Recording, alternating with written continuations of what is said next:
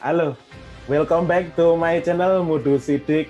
Wah, ini spesial banget nih. Karena apa? Karena hari ini saya berbincang-bincang via online bersama salah satu basis. Jangan GR ya. Idola saya juga namanya Mas Subroto Hari. Akhirnya. Ngapusi, gombal. Oke, lanjut Mas Broto. Sehat? Sehat. Alhamdulillah. Kemarin Mas Broto story-nya ya ini ya lagi nggak bisa berbahagia istilahnya. Ini Mas Broto sekarang sudah fix, makanya langsung tak ajak. Ini aku mau ngobrolin gini Mas Broto. Aku gitu penasaran gitu dari profilmu. Mungkin karena aku itu dulu itu merasa dekat karena aku ngelihat video-videomu. Alah, nanti dikira gombal.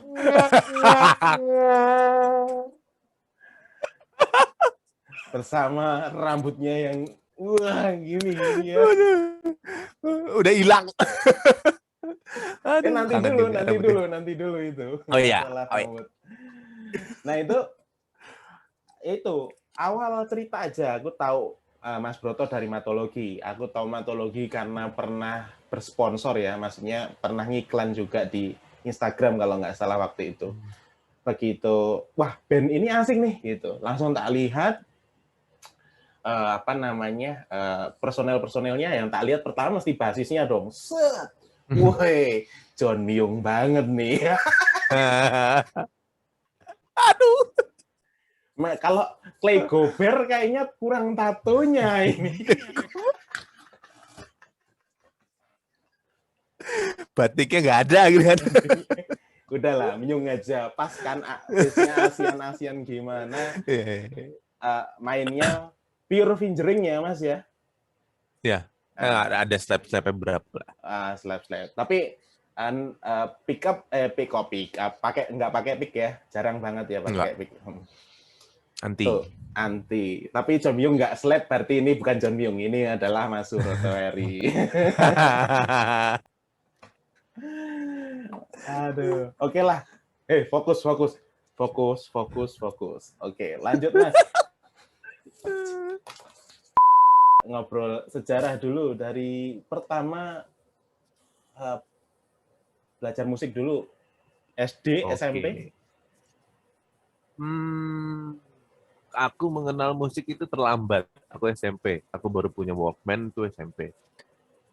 Lagu itu aku terlambat mengenal musik. Aku bisa bilang gitu. Aku ingat banget 2 kaset pertama aku tuh Daft Punk sama Salon Seven, belang kan. Baru mengenal alat musik itu juga SMP.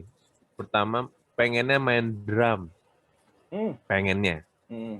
Gara-gara ngelihat anak temanku waktu itu SMP itu main System of a Down dan Toxicity.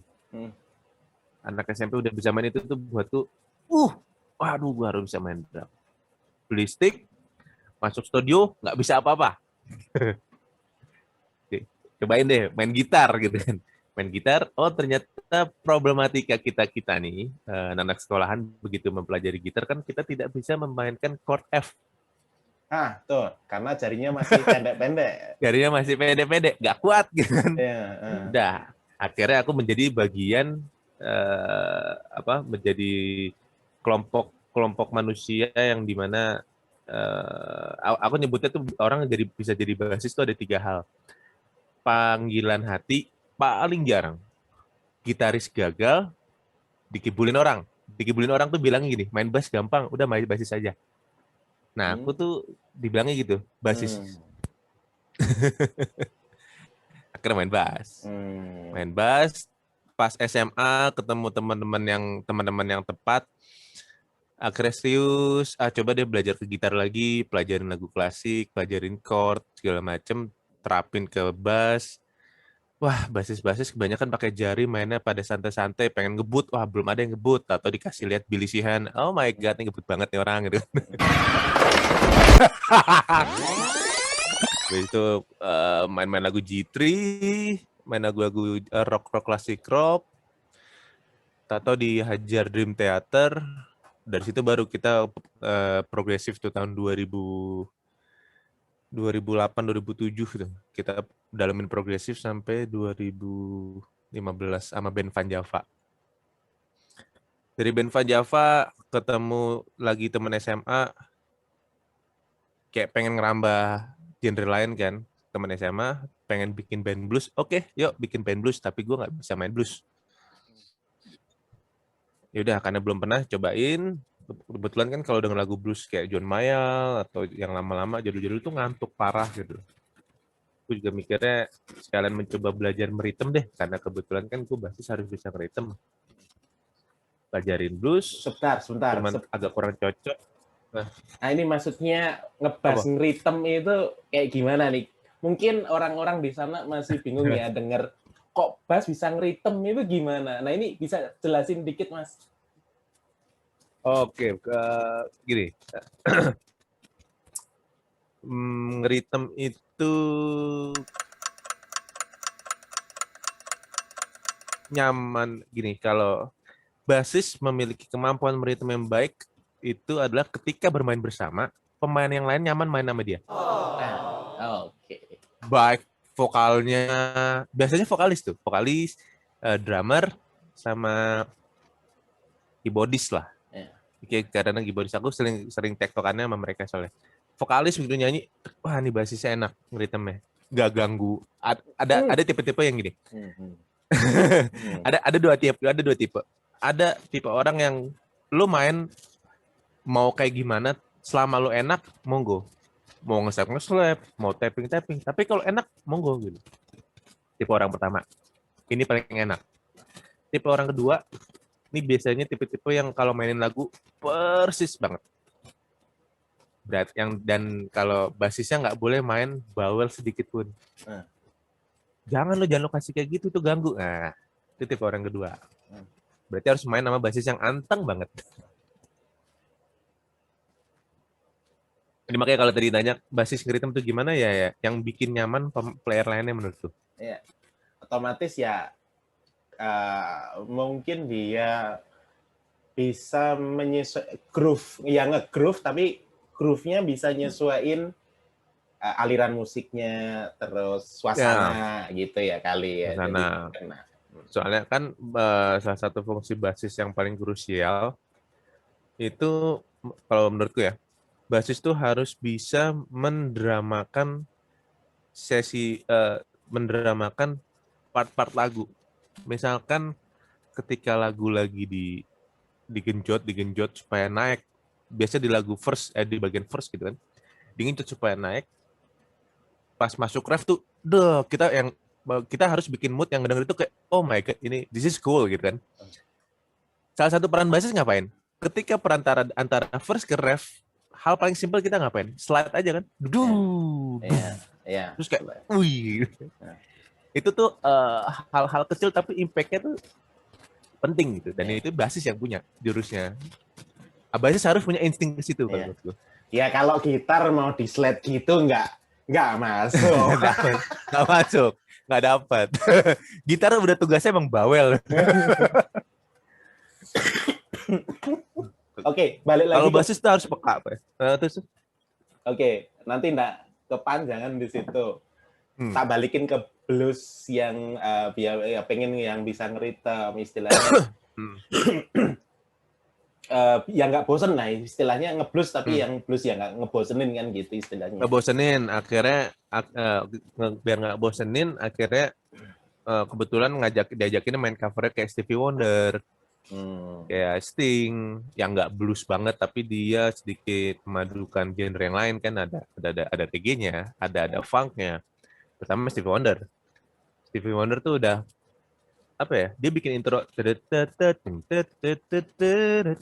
kita udah langsung oh my god ini enak gitu loh. Nah bikin bluesnya ke situ, oke. Agak mudah lah dari main blues. Van Java vakum waktu itu, kangen main metal kan aku. Nah, main metal, kebetulan aku ngeliat story dua temanku yang kita udah kenal lama, mereka bikin proyek duo, main gitar instrumen. Gue nggak bisa biarin mereka berdua doang dong. Kalian pasti butuh basis-basis tim-tim hura gitu. Kalian bikin apa? Gue mau ikut. Apapun yang terjadi gue mau ngikut. Ternyata pas ngobrol, ayo bro, ayo. Wah, kebetulan lo yang nongol, ya udah ayo gitu kata dia kan.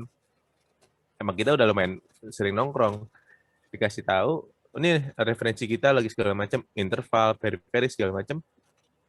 Sikonnya mirip-mirip kayak waktu aku diajak main blues. Aku baru masih nggak begitu dalemin banget dunianya modern, apa nyebutnya, modern rock ya? Ya, modern. Yang agak met, ada apa segala macam. Cuman masih familiar di kuping gitu kan. Oh ini asik nih, oh mau lo kayak gini moodnya. Oh yaudah, oke, ayo udah bikin udah berat. Jadi ini keren nih, oke, dah. Sesimpel itu aja aku orangnya. Ada satu lagi sih band, cuman namanya Kadri Jimo. Ini aku ngikut, isinya orang-orang senior semua. Mereka ngajak aku karena supaya biar ada jiwa mudanya bahasa mereka. Itu juga ngikutnya pas waktu di Panjapa sih. 4 mereka berarti ya? 4. Kadri Jimo tuh aku orangnya isinya umur 50-an semua. Yang kemarin main online itu apa beda? Online tuh yang mana ya? Yang di ini ya, apa di DSS ya? Beda gitu. DSS itu terakhir kayak Mas Faris deh, itu ngejob doang itu. Oh, season player ya berarti ya maksudnya ya. Season. Ada kadrinya ada juga.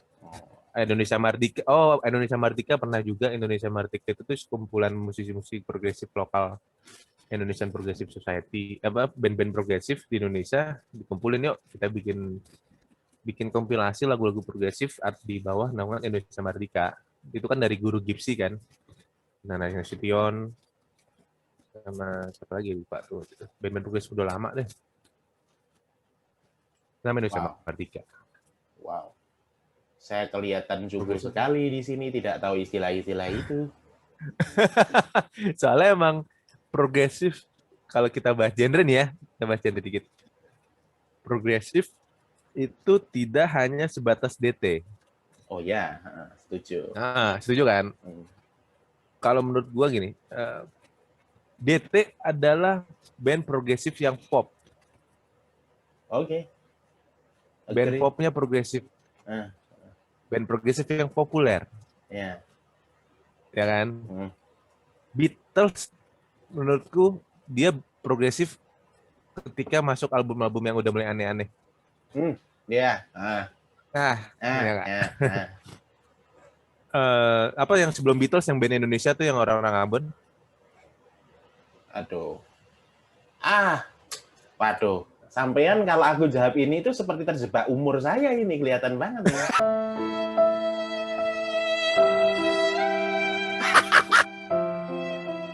Tapi tahu kan? Tahu. Band yang udah rock and roll segala macam. Iyo, yang naik-naik itu di Bass Bedotnya itu. Dia progresif karena di saat itu pada zamannya musik-musik Motown kan. Nah, dia muncul dengan musik yang sangat semangat segala dengan semangat hal yang fresh, yang baru, itu progresif. Progresif itu dari kata progress kan. Iya. Maju. Yang belum ada. Itu progres. Makanya kayak Beatles bisa dibilang progresif sebenarnya. Di masa itu, dan memang kelihatan banget ya Mas. Jadi mungkin yang kita dengar yang populer aja nih Beatles, tapi kan jarang banget kalau orang yang mungkin yang edik sama Beatles mungkin sampai dengerin yang musik yang aneh-aneh mungkin ya. Itu aneh, progresif. Beatles tuh ada musiknya, kelihatan banget eksperimennya kan. Ya. Queen juga menurutku ada progresifnya juga, jelas itu.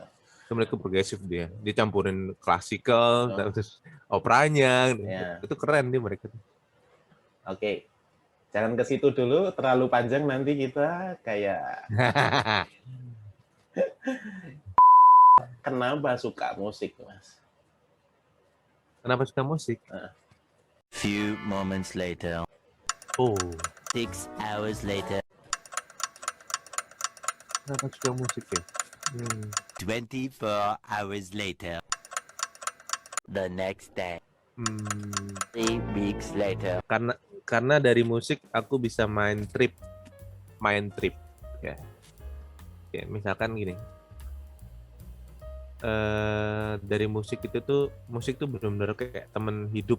Jadi kadang-kadang kayak denger suatu lagu, wah ini cocok untuk soundtrack hidup gue ketika gue nyetir mobil di tol.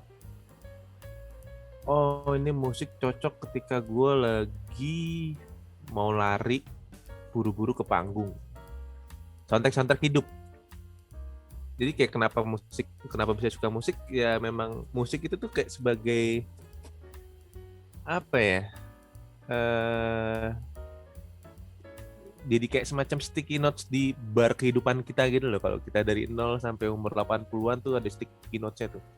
Misalkan musik Blink-182, begitu denger gue langsung ngerasain nuansa ketika gue zaman SMP lagi culun-culunnya denger lagu Blink, oh lagi seru nih, oh ini kayak kilas balik gitu kan. Terus kayak misalkan ketika dengerin lagu The Bahamas tuh salah satu band indie tahun 90-an ya kalau nggak salah. Oh ini zaman-zaman peralihan ketika gue SMP SMA. Terus dengerin Chosin, oh ini zaman-zaman SMA yang gue poni-poni nanggung, jambangnya kepotong guru gitu. Mainnya selalu flashback gitu ya. Denger lagu. Iya. Jadi kayak lagu itu menjadi sticky note dalam hidup gue, buat gue ya. Jangan, oh denger lagu pas lagi diiseng denger, oh ini lagu lama nih, dulu pasti dengerin lagi kayak langsung flashback lagi semua. Oh my god, dulu gini. Ampe bau yang gue cium saat itu gue bisa ingat lagi karena dengerin lagu. Bau apa nih? Kayak pemancing. Macam-macam. Ini. Bau makanan, bau parfum, ya kan. Zaman SMA kan jarang bau wangi, banyak kan matahari kan. Ada saat momen ketemu wanginya kan, ada lah momen ketemu wangi. Oke, skip, jangan ke sana. Kacau nih. Ntar gue ditonton terjadi perpecahan ini. Aman lah. Oke, lanjut. Dulu pertama belajar dari siapa, Mas? Orang yang ngajarin. Kalau saya yang ngajarin bapak saya gitu. Kuncinya D gitu. Kunci D itu kayak gini. Udah sebulan itu D. Ayo D gitu. Sampean siapa?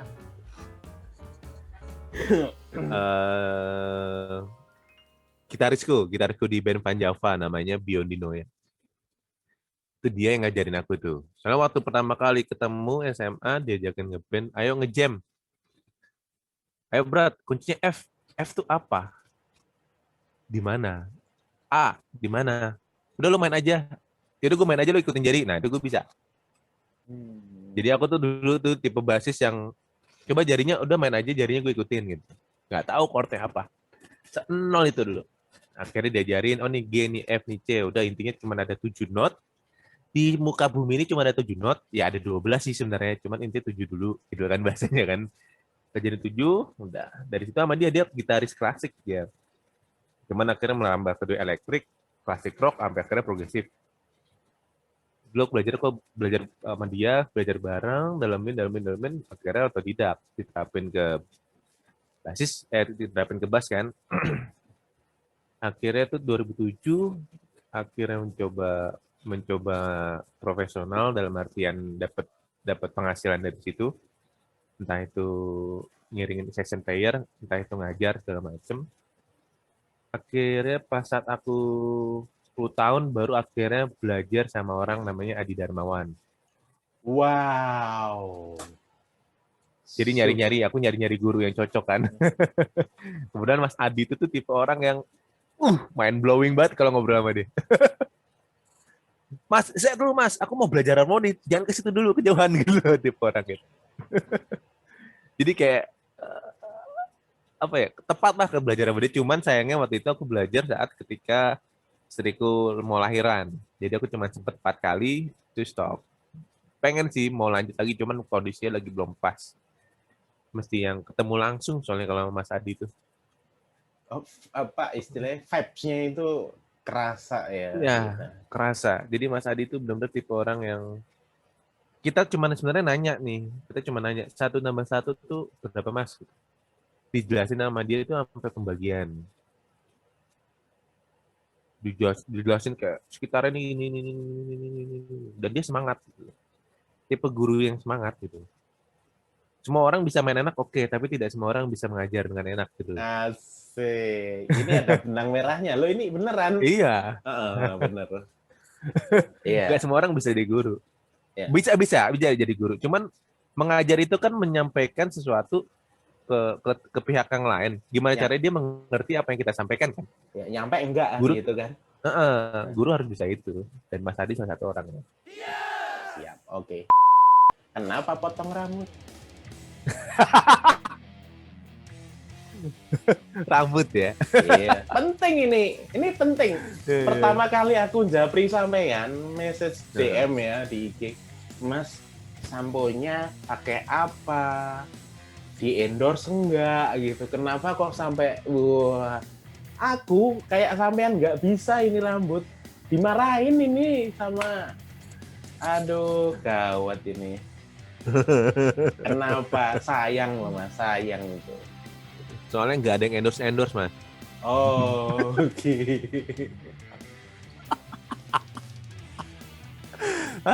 Enggak sih sebenarnya karena bosen ya kali ya.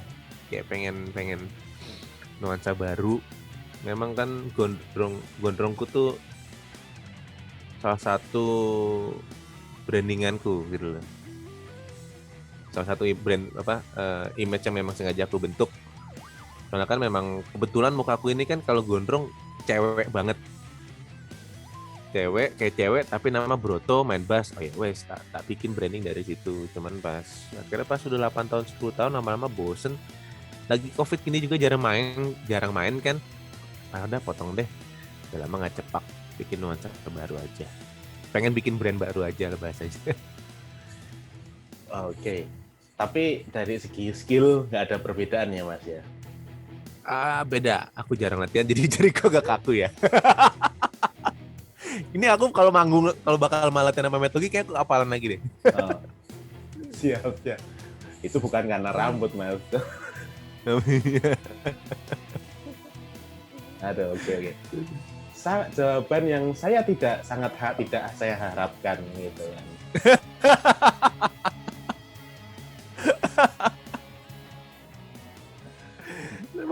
Ganti image aja. Iya, pikirku itu, wah Mas ini tuh karena rambut ini panjang, terus ternyata ada kebutuhan saya harus potong, akhirnya saya potong gitu, kayaknya memelas banget gitu loh, kayak terpaksa. Ternyata enggak. Oh. Loh, Mas, kantorku tuh manajerku tatoan full badan. Aku tuh 4 bulan pertama tuh gondrong, bosku nggak masalah. Jadi aku memang potong rambut bukan karena ngantor. Aku memang sengaja nyari kantor yang bebas. Tapi kebetulan tato pengen potong rambut, ya wes. Oke, siap. Aku karena ini udah malam-malam ya, mungkin ngobrolku tak agak pelan-pelan gitu, karena nggak enak sampai ketawa dari tadi. Duh. Setelah ya ini dari bandnya juga ada 4, mungkin pernah session player juga. Yang berkesan manggung sama siapa sih Mas Broto? Oke lah kalau dibilang berkesan semua gitu ya. Cuman mungkin karena terjadi hanya sekali atau 2 kali gitu seumur ya ngebas dengan pengalaman Mas Broto gitu. Siapa kira-kira? Kalau berkesan mungkin sama bandku yang pertama itu Van Java. Karena memang sama Van Java semua serba pertama kan. Oh. Band Van Java ini tuh aku tuh aliran musiknya progresif kan. Waktu itu metal, akhirnya banting setir, akhirnya jadi jazz metal. Itu sama Van Java lah aku pertama kali manggung di atas kali. Di kawinan orang, dipasangin kali, drummerku tuh mundur dikit nyemplung ke kali sama Van Java. Sama Van Java juga aku manggung di panggungan yang memang tidak proper sama sekali. Manggung proper sekali juga sama Van Java. Naik pesawat pertama kali sama Van Java. Jadi memang semua first experience-ku tuh semua Van Java. Aku belajar banyak di Van Java. Nah, Belajar ngurus band, belajar ngurus rider segala macem. nah nih barangkali yang belum Lagi tahu Van Java ini cuman Van Van Java. Java ini oke, progressive rock ya. Wow. Di sini. Ya itu Wah, vokalisku perempuan itu. wih. Mantap. Ini udah rilis Mas ini. Udah ada di Spotify, di YouTube udah lama. Oh, oke. Oh, oke. Ntar lah gua dengerin lah. Ini kayak kenal ini siapa ya ini? Cuman nih zaman-zaman apa ya, seadanya lah. Iya enggak. Mantap lah. Ini yang di Net TV ini bareng sama itu komunitas yang Indonesia Mardika itu. Perwakilan yang muda-muda bahasanya. Soalnya memang band progresif yang seumuran aku tuh dikit. Ya bilangnya nggak usah dikit gitu kayak apa kita itu orang yang nggak populer atau gimana. Enggak lah banyak Mas. Cuman mungkin karena apa istilahnya mungkin aneh ya kalau yang model-model musik kayak gini. Ini opiniku ya. Satu, orangnya mesti dari segi musik aja mikir gitu, apalagi di dalam kehidupannya otomatis banyak pemikir gitu kan. Dan mungkin kalau misalkan jadi kalau yang sejauh yang aku tahu ya apa yang penyuka musik-musik seperti ini itu banyakkan introvert. Tapi memang ada beberapa orang yang belajar ini karena pengen kelihatan wow keren gitu. Tapi itu sedikit, banyakkan yang introvert dan lebih banyak karya daripada apa istilahnya ya show off kayak gitu. Nah makanya ya benar. Jarang banget misalkan makanya aku ketemu matologi bisa ngobrol sama jenengan kayak gini itu aku nah ini jadi punya temen dengan taste musiknya mungkin terwakili. Oh aku punya temen di sini gitu. Iya. Nah itu sih. Nah, Van Java ya ada Spotify ya buat tengok lah. Oh iya udah ada. Profesi of Jayabaya.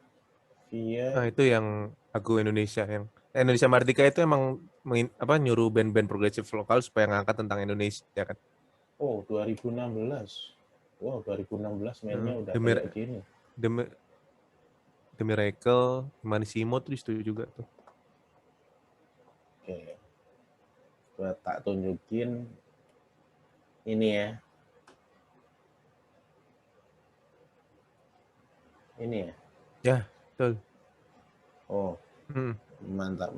Ini yang album gue yang pertama ini. Tak tunjukin playlistku. Rock metal favoritku. Dulu aku suka Redemption. Ya, The Suffocating Silence. Ini album lama banget sih ini. Imagine Dragon juga seneng. Terus ya Imagine Dragon emang salah satu wajib sih. Ya kalau Camelot aku tuh suka ya istilahnya dari orkestranya juga ya gitu. Camelot aku lama juga seneng dengerin. Pertama aku denger ya ghost opera kayak gitu. Mungkin teman-teman yang suka apa namanya Camelot tahu lah.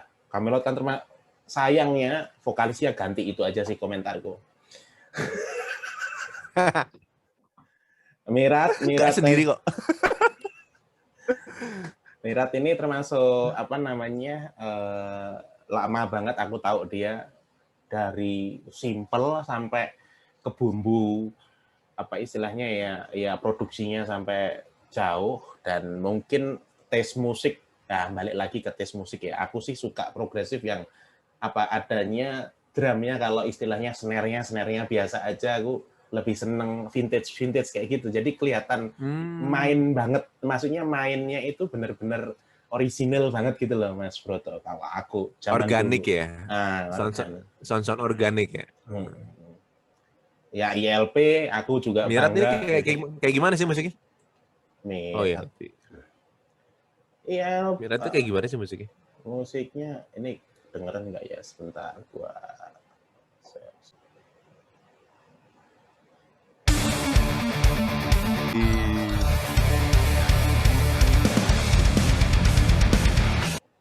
kayak gitu lah. Intro cakep. Lebih ke mana? Lebih ke oriental. Progresif metal oriental. Nah, kayak gitulah. Bodo amat. Gua nggak tahu istilahnya apa. Ini kok jadi cerita gua, jangan cerita gua lah. Kita sampai lupa. Masku balik lagi ke tadi sempat ya di awal tadi kita sampean bilang kayak gua itu mungkin kalau bisa tak bersimpel kayak gini Mas Broto. Lupa sama identitas diri bagaimana ngebas gua gitu loh. Kayak gitu ya. Karena beberapa genre mungkin yang beberapa tes sampean nyicip semua, terus sebenarnya gua ini di mana sih kayak gitu ya, atau gimana? Iya. Waktu itu zaman tahun 2013 tuh aku ada 6 proyekan lah, 6 band apa 6 proyek ya lupa aku. Jadi itu kayak itu udah ada itu Van Java progressive metal jazz kan. Jakarta Blues Factory ini blues funk.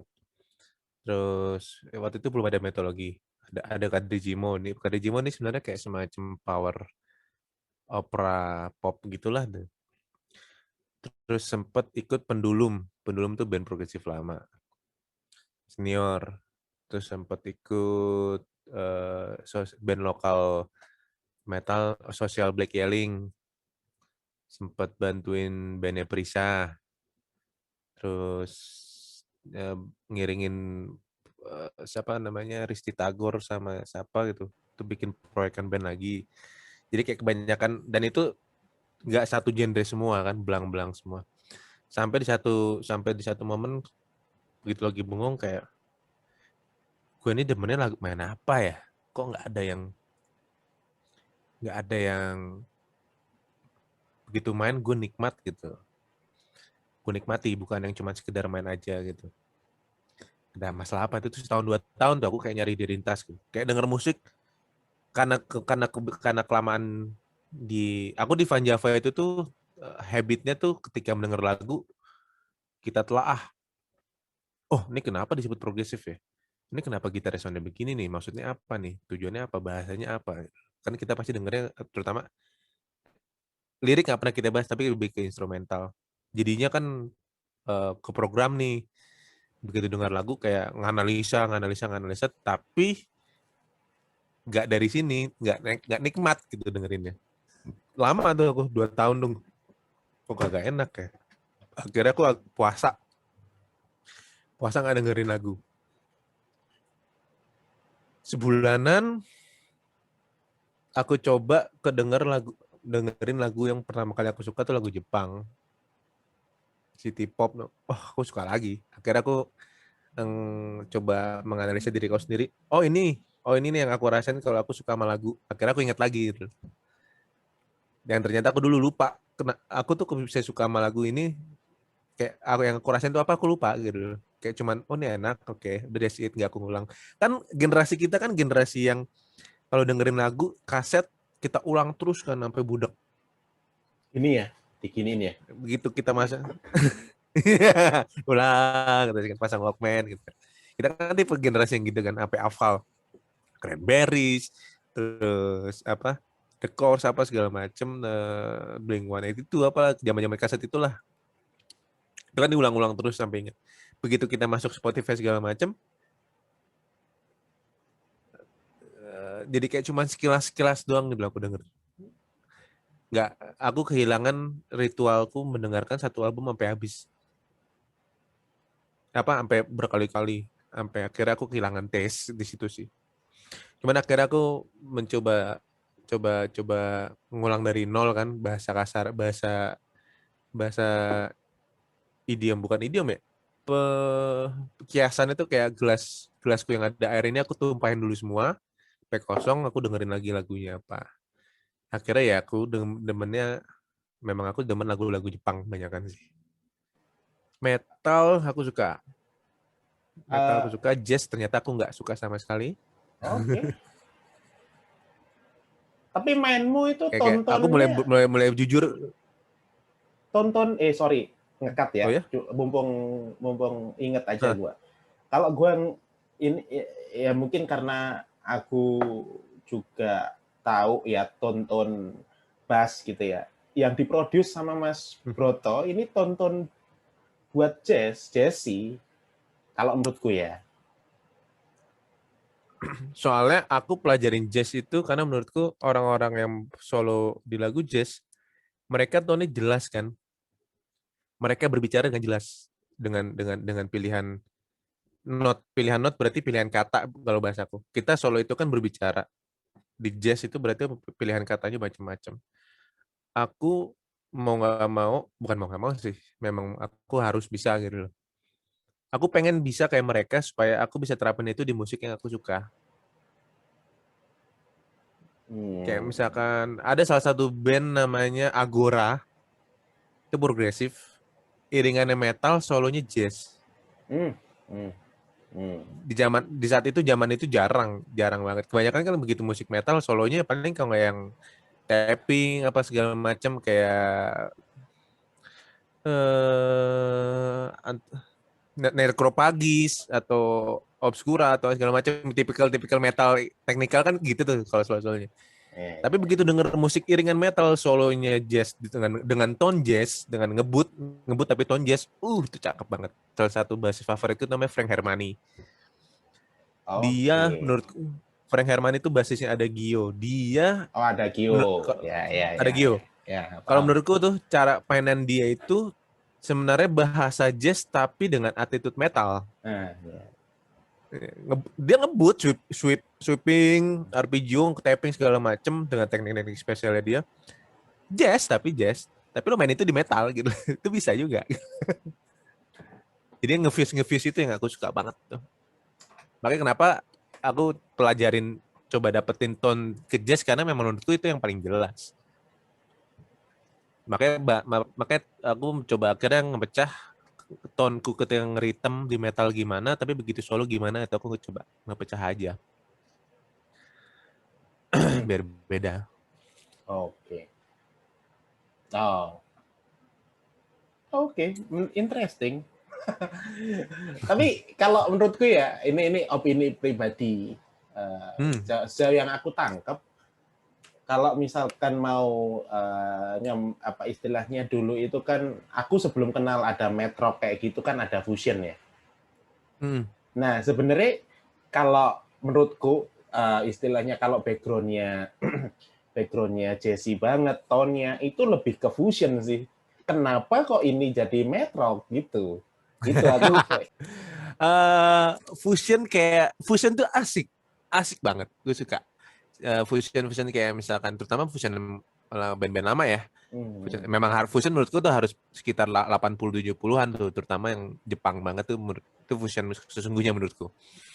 Cuman untuk menyalurkan hasrat bermain keras kurang dapat di fusion. Nahan-nahan soalnya ya, agak nahan. Iya, kayak kok agak nanggung ya. Ya dong. Main bass kita ngebetot begitu main riff metal kayak tadi lagu Mirat yang tadi itu intro itu ngehe banget itu. Cuman kita ngebetotnya pasti kan lagi semangat banget walaupun cuma satu not doang kan.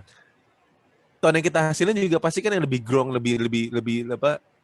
Oh ini gue mau sangar di sini nih. Gue mau gitu kan.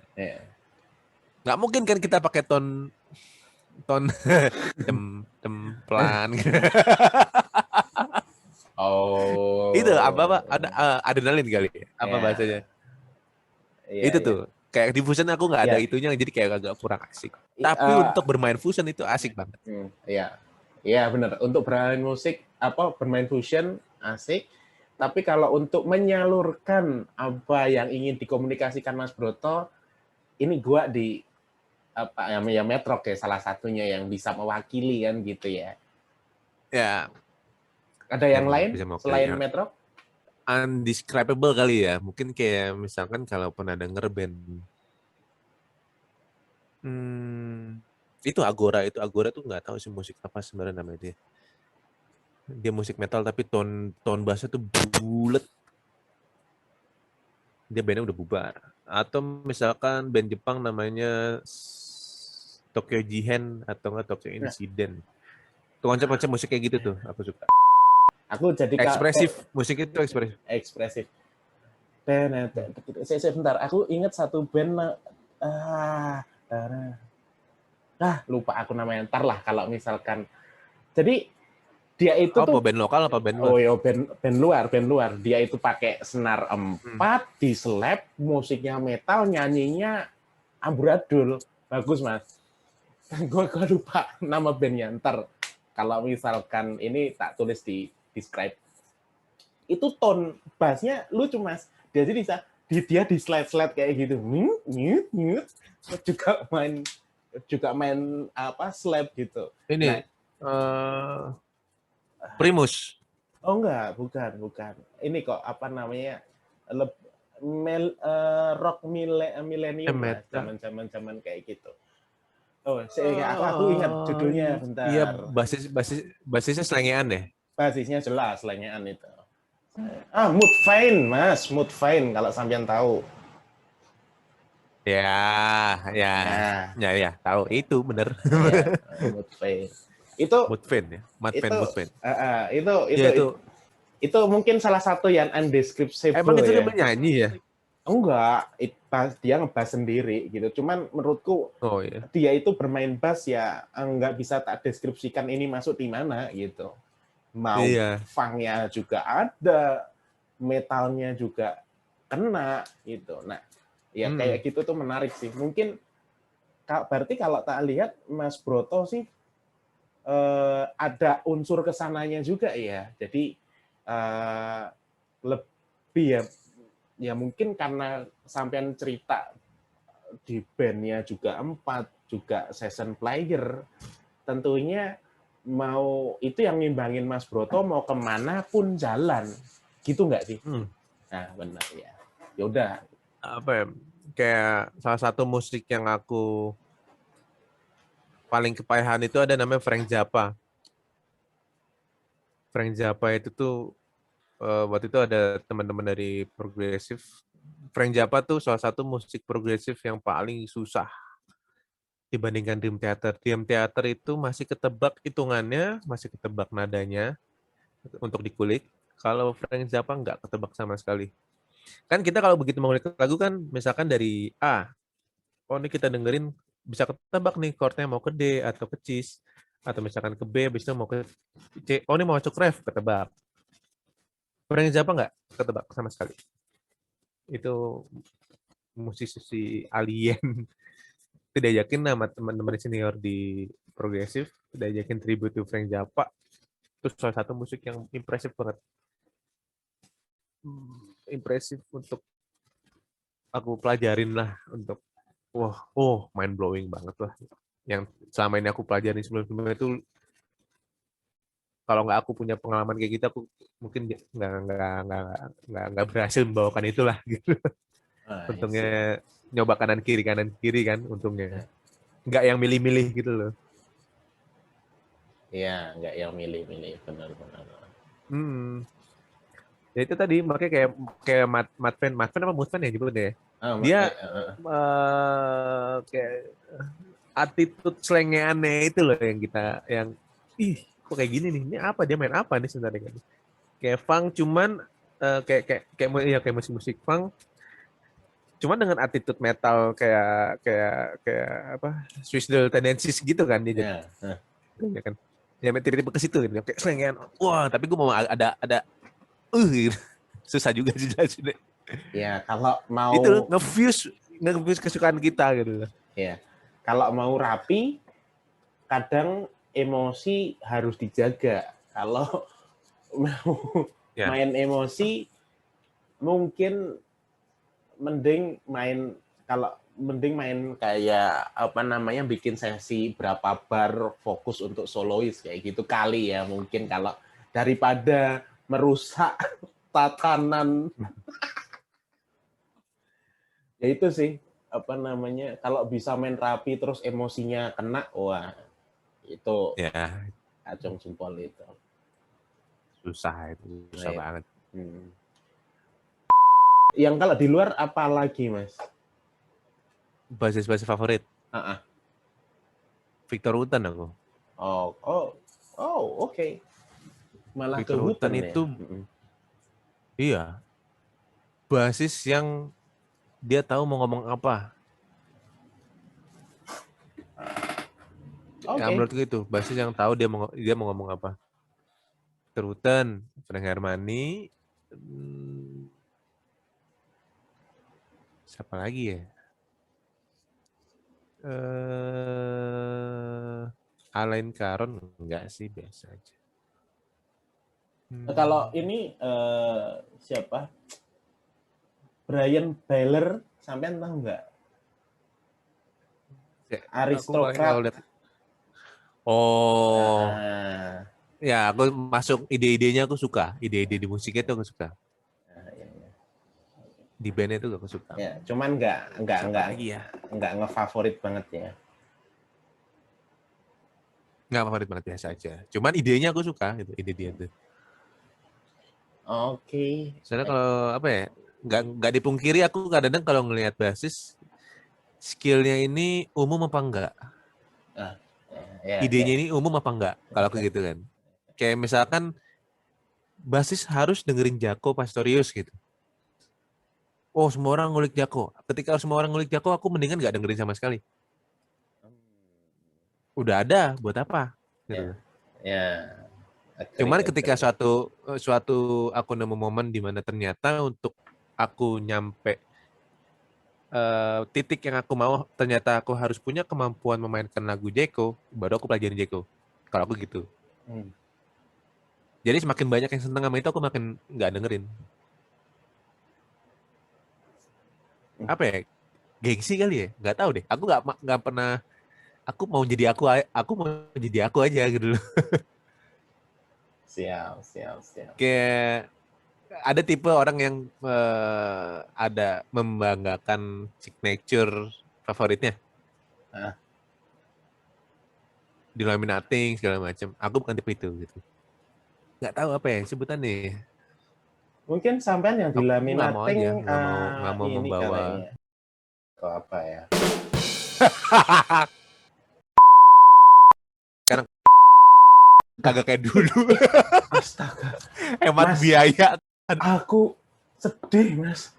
Aduh, Dek. Gimana, Dek?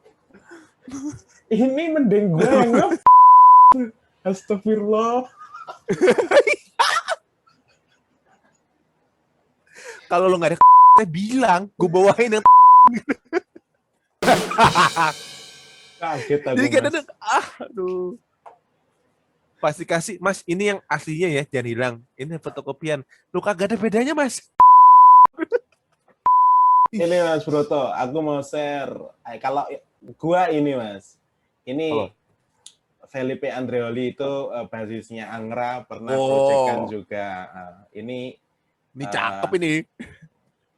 Kenapa saya suka dia benar-benar kalau fingering itu power dari ketiganya itu tuh sama gitu loh Mas. Soundnya itu bisa sama, terus dia itu waktu solo itu jazznya dapet, slapnya dapet, kalau main pakai overdrive ya gila. Jadi ya inilah Felipe itu termasuk yang tak lihat punya kualitas apa ya,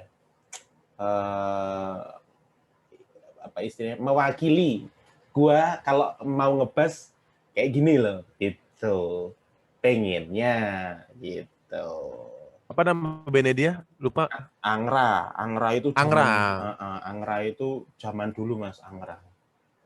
Angra tuh emang player-playernya nggak ada yang biasa aja ya. Ya, dulu kan Kiko kan masuk Angra, dulu zaman sebelum masuk Megadeth itu gitarisnya Angra. Nah ini sih. Felipe tuh aku suka juga. Sebenarnya salah satu favoritku juga Felipe Andreoli. Ya benar.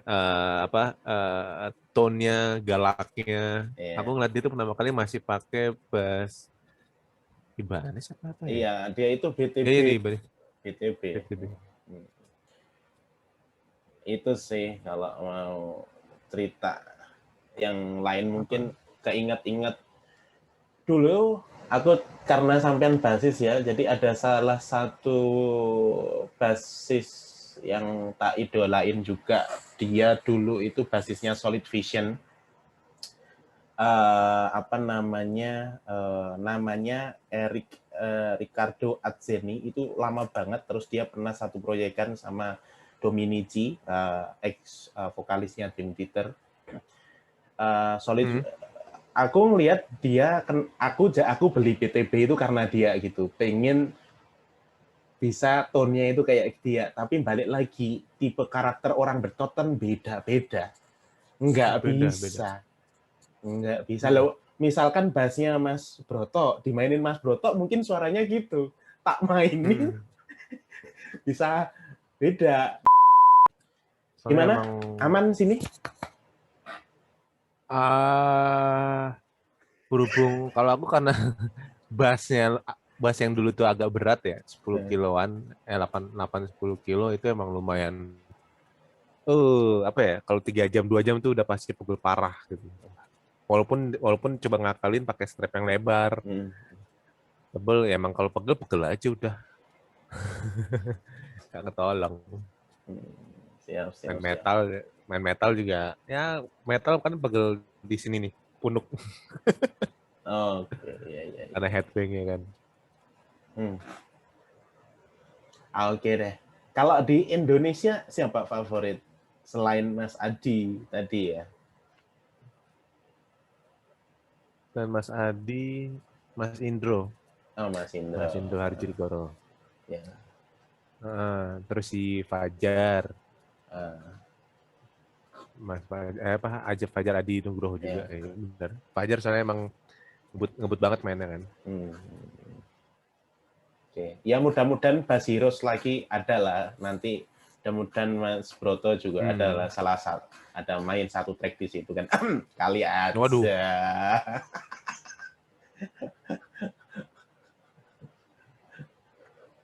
Minder aku malah. Itu ya, apa? Oh iya, kalau di Indo gua seneng banget sama Mas kalau basisnya Edane yang Iwan Saverius. Sebelum Octave. Iwan Saverius. Ya, Iwan Saverius di zamannya sebelum ada Dying Octave ya. Itu iya, itu gila itu. Iya. Pernah sekali ketemu gitu. Dia itu komennya gini, "Oh, lu ngebas pakai hati." Iya dong, padahal gua nggak bisa. Yang teknik-teknik nggak bisa. Thank you banget nih Mas Broto, udah talks di Modo Sidik, tetap berkarya buat band-bandnya gitu. Mas Broto, aku pendukungmu.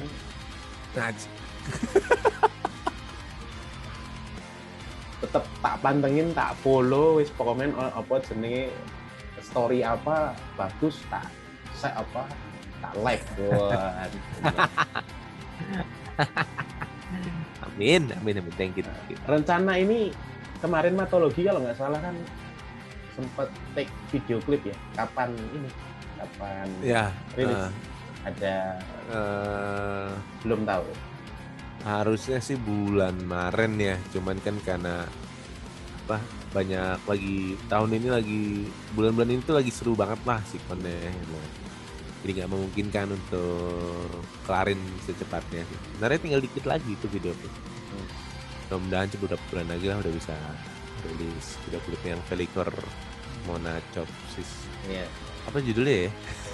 Pelikor Mona Chopsis. Tuh kan. Gua nggak mancing ya, situ memecah. Judulnya susah. Pelikor Monachopsis. Ya. Monachopsis. Oke.